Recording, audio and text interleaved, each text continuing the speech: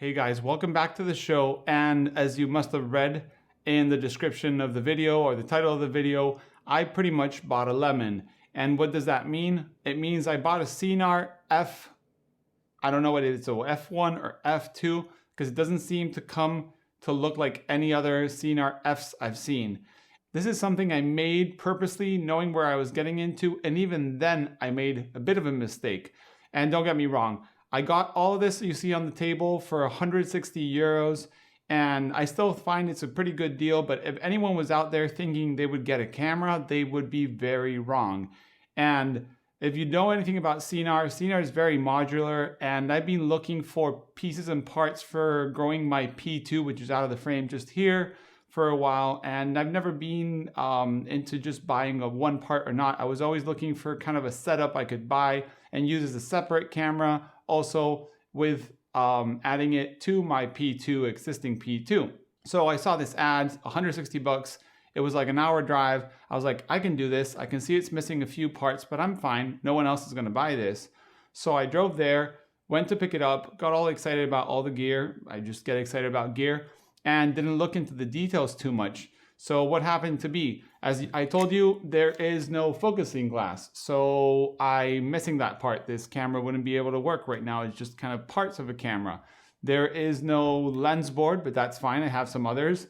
The camera has a missing knob just here on the side. You can see there's a knob here, and you can see there's no knob here. So this means the up and down rise and fall won't work or won't fit, like it won't stay there. So I can probably screw something in there.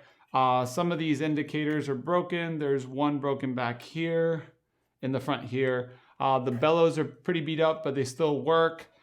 There's no grip. As you see, I'm gripping the camera with my own hand. What does that mean? Sinar uses a special grip, so that's missing. If you need to use this as a camera, you would have to purchase it too. It's around 100 bucks, which is more than I would want to pay right now. But I can use the rail. As I told you, these rails are compatible with each other. Older, newer models came with another spare bellows, which I can always do with.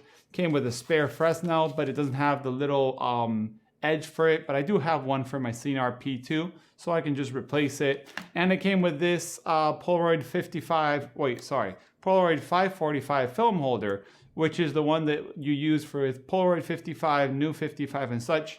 Didn't need it, but you never know. It can just be a nice thing to have in the studio as a, little memory lane.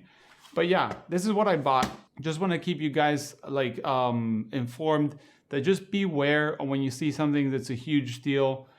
Before you go buy it or you purchase it, Google online, Google and check parts. These two front standards are actually, I think, two front standards. It's not a back standard and a front standard. So you can make it work, but it's not ideal.